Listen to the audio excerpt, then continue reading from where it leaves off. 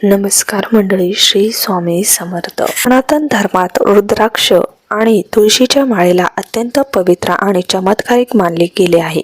रुद्राक्ष जिथे साक्षात भगवान शंकराचा अंश आहे, तर तुळशीची माळ भगवान विष्णू आणि श्रीकृष्णाची लाडकी आहे. पण चुकीच्या पद्धतीने रुद्राक्ष धारण केल्यास त्याचे फायदे मिळण्याऐवजी नुकसान होऊ शकते. या व्हिडिओमध्ये आपण जाणून घेणार आहोत की रुद्राक्ष धारण करण्याचे नियम काय आहेत, रुद्राक्षाचे झाड कसे असते, रुद्राक्ष व तुळशीची माळ एकत्र का घालू नये. व्हिडिओ शेवटपर्यंत नक्की पहा. सर्वात आधी जाणून घेऊया की हा रुद्राक्ष येतो कुठून. रुद्र म्हणजे शिव आणि अक्ष म्हणजे डोळे किंवा अश्रू.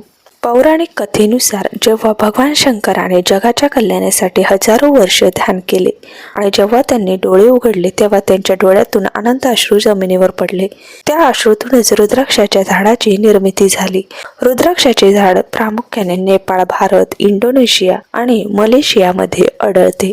या झाडाची सर्वात मोठी खासियत म्हणजे याला येणारी फळे. सुरुवातीला ही फळे अगदी आपल्या ब्लूबेरी सारखीच गडद निळ्या रंगाची असतात, म्हणूनच यांना ब्लूबेरी मनी म्हणतात. जेव्हा हे फळ पूर्णपणे पिकून सुकते तेव्हा त्याचे वरचे निळे कवच गळून पडते आणि त्यातूनच आपल्याला मिळतो तपकिरी रंगाचा रुद्राक्ष. रुद्राक्ष हा केवळ एक लाकडी मणी नाही, ते ऊर्जेचे प्रचंड केंद्र आहे. त्यामुळे ते घालताना नियमांचे पालन करणे अनिवार्य आहे. बाजारातून विकत आणलेला रुद्राक्ष थेट गळ्यात घालू नका. आधी तो 24 तास गाईच्या तुपात आणि मोहरीच्या तेलात बुडवून ठेवा. त्यानंतर गाईच्या कच्च्या दुधाने गंगाजलाने स्वच्छ करा. सोमवारी किंवा शिवरात्रीला महादेवाच्या चरणाशी ठेवून ओम नमः शिवाय मंत्राचा किमान 108 वेळा जप करून तो परिधान करा. रुद्राक्ष घातल्यानंतर मांसाहार, अंडी, मद्यपान करणे पूर्णपणे वर्ज्य आहे. जर तुम्हाला ते सोडणे शक्य नसेल तर रुद्राक्ष गळ्यात घालू नका, फक्त त्यावर नामजप करा. झोपताना काय करावे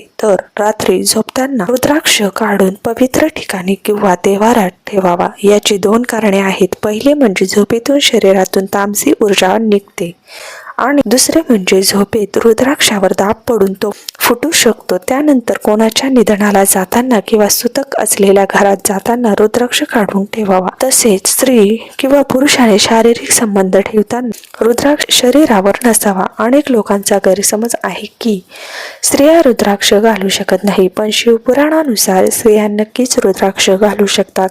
फक्त मासिक पाळीच्या 4 ते 5 दिवसात त्यांनी रुद्राक्ष शरीरापासून दूर ठेवावा. स्वतःचा रुद्राक्ष स्वतःकडेच ठेवा. आपली ऊर्जा रुद्राक्षात साठवली जाते, त्यामुळे स्वतःचा रुद्राक्ष कधीही मित्राला किंवा नातेवाईकाला घालून देऊ नका आणि दुसऱ्यांचा रुद्राक्ष स्वतः घालू नका. त्याचबरोबर ज्या ठिकाणी मुलाचा जन्म होतो किंवा स्मशानभूमीत रुद्राक्ष नेणे वर्ज्य मानले गेले आहे. रुद्राक्ष नियमितपणे स्वच्छ केला पाहिजे. दर 6 महिन्यांनी त्याला थोडे बदाम तेल, मोहरीचे तेल लावावे, ज्यामुळे तो सुकणार नाही किंवा त्याला कीड लागणार नाही. जर तुम्ही रुद्राक्षाची माळ घालत असाल तर त्यात 108 किंवा 1 मेरू मणी असणे सर्वात उत्तम, किंवा किमान 24, 32, 64 मणी असावेत. आजकाल बाजारात प्लास्टिक, फायबरचे खोटे रुद्राक्ष विकले जातात. गरम पाण्यात टाकल्यावर जर रुद्राक्षाचा रंग सुटला किंवा तो तरंगू लागला तर तो खोटा असू शकतो. म्हणूनच नेहमी खात्रीशीर ठिकाणाहूनच रुद्राक्ष घ्यावा. आता येऊ या सर्वात मोठ्या आणि महत्त्वाच्या प्रश्नावर,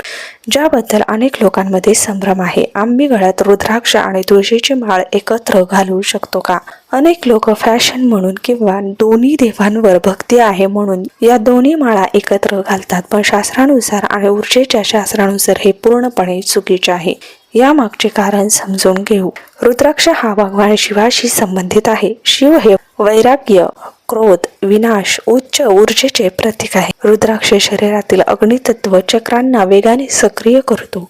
हा संसारी माणसाला संकटाशी लढण्याची ताकद देतो. तुळशीची माळ ही भगवान विष्णू आणि श्रीकृष्णाशी संबंधित आहे. विष्णू हे संसाराचे पालन करते आहेत. तुळशीची ऊर्जा ही अत्यंत सात्विक, शांत, शीतल आणि मनाला स्थिर करणारी असते. ती शरीरातील जलतत्व आणि मनाला शांत करते. एकत्र घातल्यास काय होते? जेव्हा तुम्ही अत्यंत उष्ण आणि अत्यंत शीतल किंवा वैराग्य आणि संसाराची ऊर्जा एकत्र आणता तेव्हा शरीरातील एक शॉर्ट सर्किट सारखी स्थिती निर्माण होते. तुमच्या शरीरातील प्राण ऊर्जा गोंधळात पडते. यामुळे व्यक्तीला मानसिक अस्वस्थता, वारंवार मूड बदलणे किंवा ध्यान करताना लक्ष एकाग्र न होणे अशा समस्या जाणू शकतात. तर मंडळी, रुद्राक्ष हा साक्षात महादेवांचा आशीर्वाद आहे.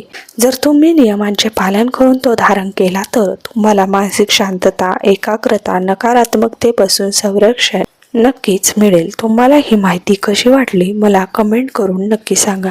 जर तुम्ही आधीच रुद्राक्ष धारण केला असेल तर कमेंट मध्ये हर हर महादेव लिहायला विसरू नका. धन्यवाद.